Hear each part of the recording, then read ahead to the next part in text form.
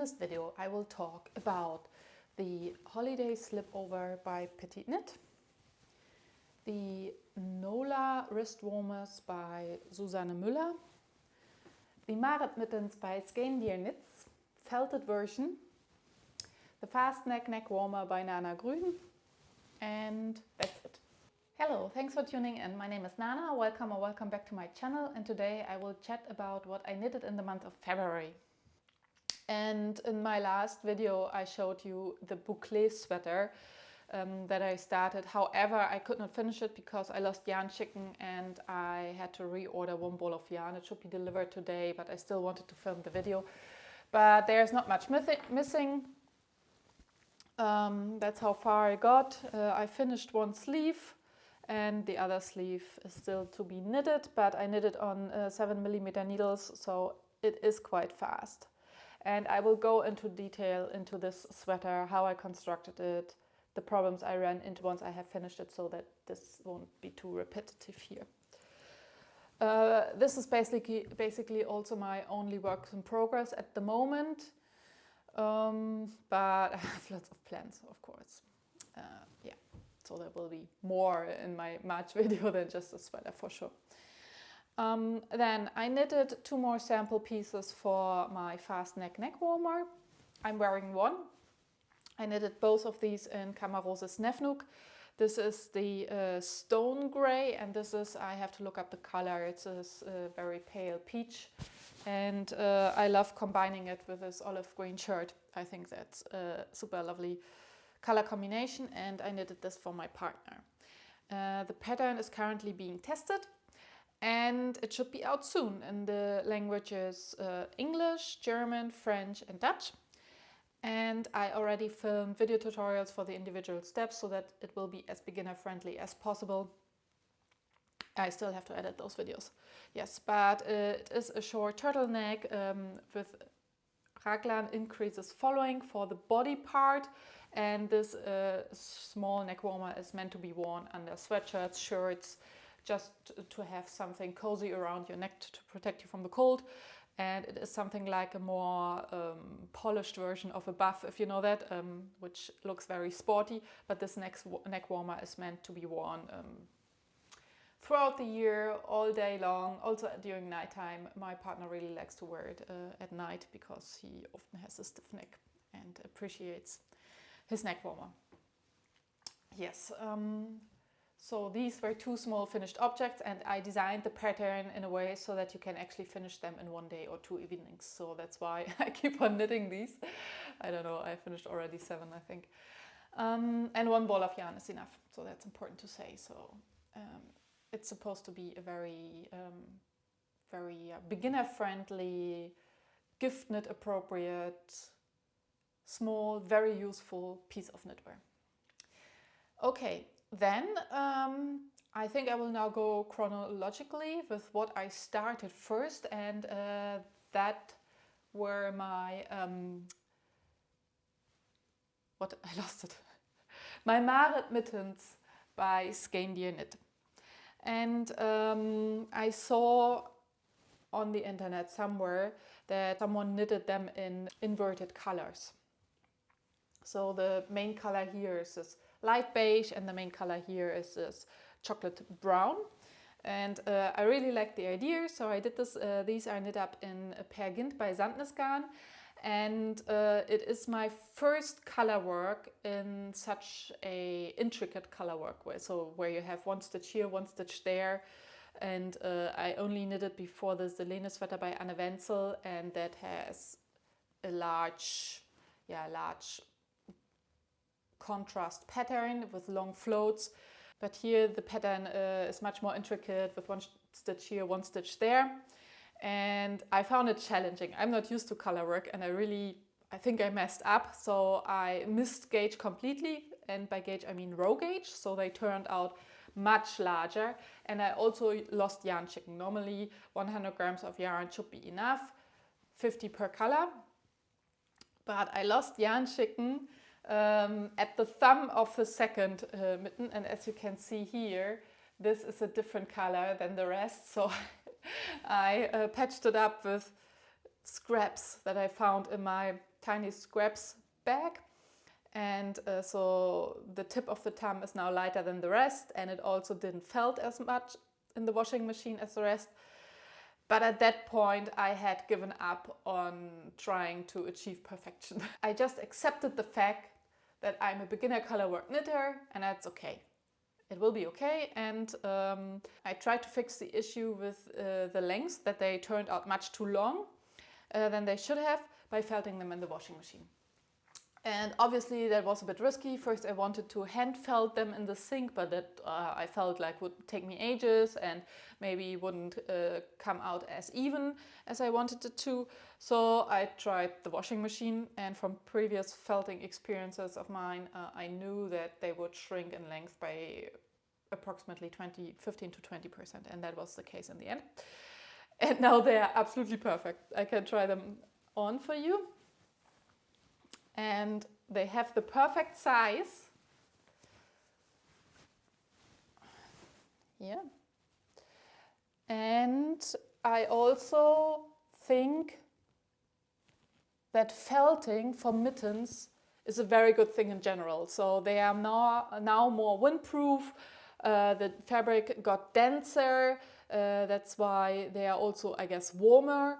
And I really like the idea of felted colorwork mittens, although obviously the felting works a bit like blending the stitches into each other, so you don't have sharp contrasts anymore.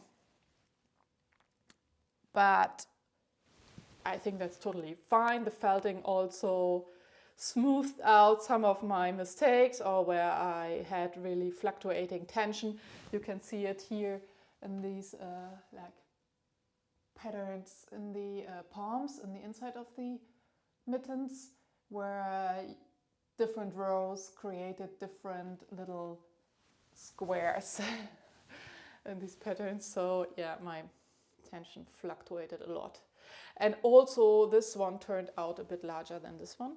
You can, I don't know, maybe you can see it a bit. And that's because I knitted the left one first and then stopped for a couple of weeks and picked them up a couple of weeks later and knitted the second one. And I also experienced that with socks. It's never a good idea to abandon such a project like socks or mittens halfway, because, I don't know, something might change. Maybe I was more stressed here than I was here. Yeah, but my tension fluctuated. Anyway, I think the felting and everything made them turn out nicely. So I'm actually very pleased with them. I think such a colorwork project is, I don't know, it's more special somehow. It reminds me of more like old traditional knitting handcraft, and I will love them forever if I don't lose them. That's my biggest fear with mittens. Yeah. So these Marit Mittens by Skeindeer knits in Peer Gynt. And then I wanted to knit the Nola Wristwarmers by Susanne Müller. And here they are.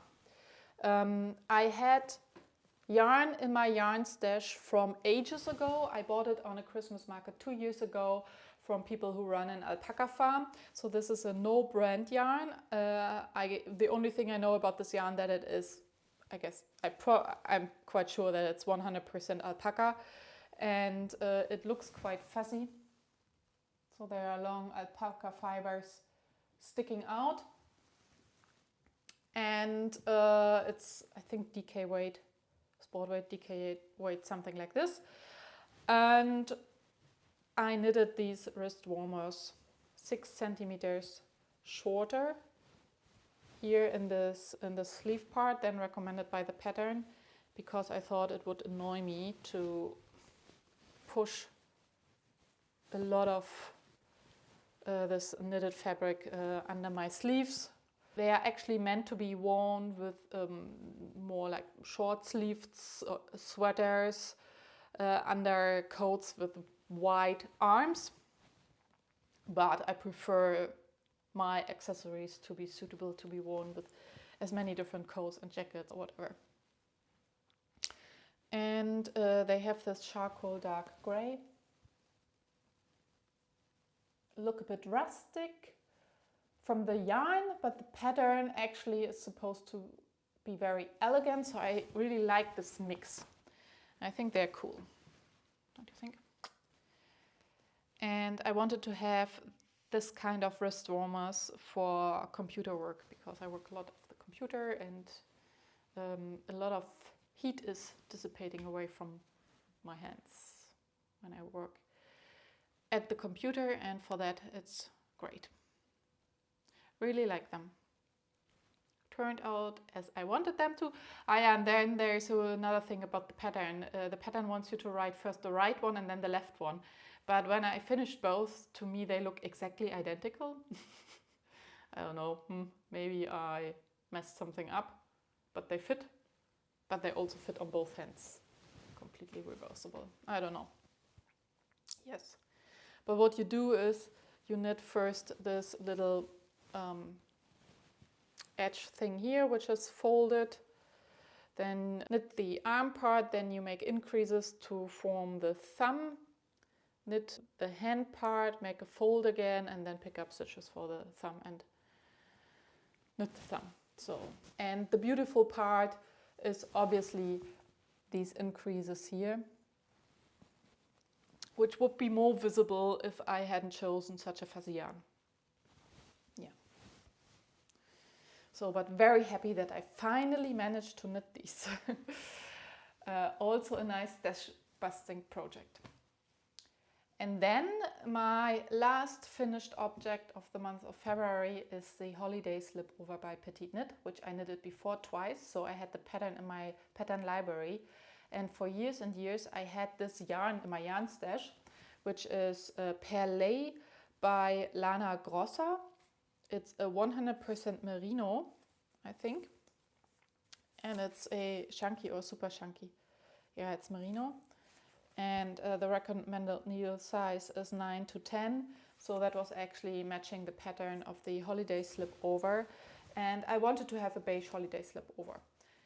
And that's why I thought I should stop overthinking, because I have more of this yarn, more like sweater quantity.